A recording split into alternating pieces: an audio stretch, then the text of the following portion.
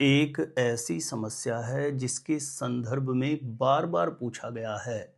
शादी के लिए रिश्ता बहुत अच्छा है, लेकिन कुंडली मिलान नहीं हो रहा है। तो ऐसी स्थिति में क्या किया जाए? तो देखिए प्रिय दर्शकों, यदि ऐसी स्थिति आपके समक्ष बनी हुई है, शादी के लिए आपने रिश्ता देखा, रिश्ते में व्यवहारिक गतिविधियां परफेक्टली आपको समझ में आ गई, यानी रिश्ता हर तरीके से आपको बहुत अच्छा लग रहा है, लेकिन जब आप कुंडली मिलान कर रहे हैं तो कुंडली मिलान नहीं हो रहा हो, तो ऐसी स्थिति में क्या किया जाए? तो देखिए, सबसे पहले आपको देखना है, क्योंकि बहुत बार ऐसा देखा गया है कि आप ऊपरी सतह पर जब कुंडली मिलान करते हैं तो कभी कभी ऐसा लगता है कि कुंडली मिलान नहीं हो रहा, लेकिन इंटरनली जब आप उसको प्रॉपर सही से शास्त्र सम्मत तरीके से कैलकुलेट करेंगे तो जिस दोष की वजह से कुंडली मिलान नहीं हो रहा हो वह दोष कैंसिल भी हो सकता है। क्योंकि कुंडली मिलान नहीं होने के मुख्य रूप से कारण यह बनते हैं।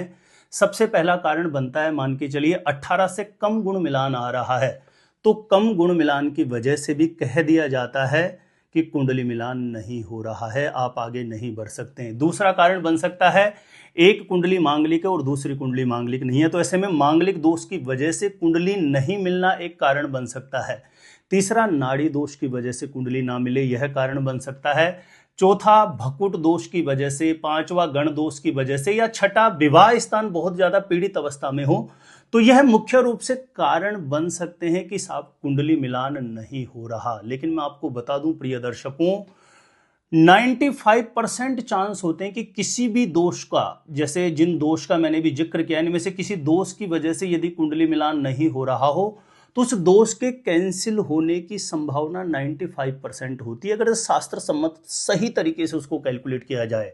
इसमें मान के चलिए कि किसी भी लड़का या लड़की की कुंडली मिलान करते समय गुण मिलान 18 से कम आ रहा है, 12, 13, 14 या 15 गुण मिलान आ रहा है, लेकिन गुण मिलान कम आने का कारण यदि भकुट दोष और गण दोष बन रहा हो, क्योंकि भकुट दोष के 7 अंक होते हैं और गण दोष के 6 अंक होते हैं, तो ऐसे में दोनों के मिला के 13 अंक हो जाते हैं। लेकिन ध्यान देना, यदि राशि मैत्री बनेगी तो भकुट दोष और गण दोष दोनों ही पूर्णतया कैंसिल हो जाएंगे। ऐसे में जो कम गुण मिलान आ रहा है उसमें एक तरीके से 13 अंक ऐड हो जाएंगे, तो अपने आप आपका गुण मिलान का स्तर बढ़ जाएगा। अब दूसरी कंडीशन मान के चलिए कि आपको लगता है कि एक कुंडली मांगलिक और दूसरी कुंडली मांगलिक नहीं है, इस वजह से मिलान नहीं हो रहा है, तो पक्का मानिए 95% से भी ज्यादा कंडीशंस ऐसी होती है जहां पर एक कुंडली मांगलिक और दूसरी कुंडली मांगलिक नहीं हो तब भी मिलान हो सकता है। ऐसे बहुत विविध प्रकार के सूत्र हैं, विविध प्रकार के नियम हैं। आप किसी यूनिवर्सिटी के ऑथेंटिक बुक्स में भी देखेंगे तो वहां पर बिल्कुल वो सारे सूत्र आप उन नियमों को पढ़ सकते हैं, देख सकते हैं। ऐसा बिल्कुल भी नहीं है कि मांगलिक के लिए मांगलिक ही जीवन साथी चाहिए। बहुत सारे ऐसे सूत्र हैं, कुछ मैं यहाँ पे बता भी देता हूं। मान के चलिए एक कुंडली मांगलिक है, दूसरी नहीं है, लेकिन जो कुंडली मांगलिक उसमें मंगल चंद्रमा के साथ है, मंगल को गुरु देखता है, मंगल राहु के साथ है, मंगल नीच है, मंगल अस्त है, मंगल उच्च राशि का है, मंगल स्व राशि का है, तो ऐसी कंडीशन में एक कुंडली मांगलिक दूसरी नहीं है तब भी विवाह कर सकते हैं। एक कुंडली मांगलिक और दूसरी कुंडली जो मांगलिक नहीं है, उस कुंडली में जिसकी कुंडली मांगलिक है, जहां मंगल बैठ करके मांगलिक दोष बना रहा है, वहां पर सामने वाले की कुंडली में शनि बैठा हो, राहु बैठा हो, तो ऐसी स्थिति में मांगलिक दोष कैंसिल हो जाएगा।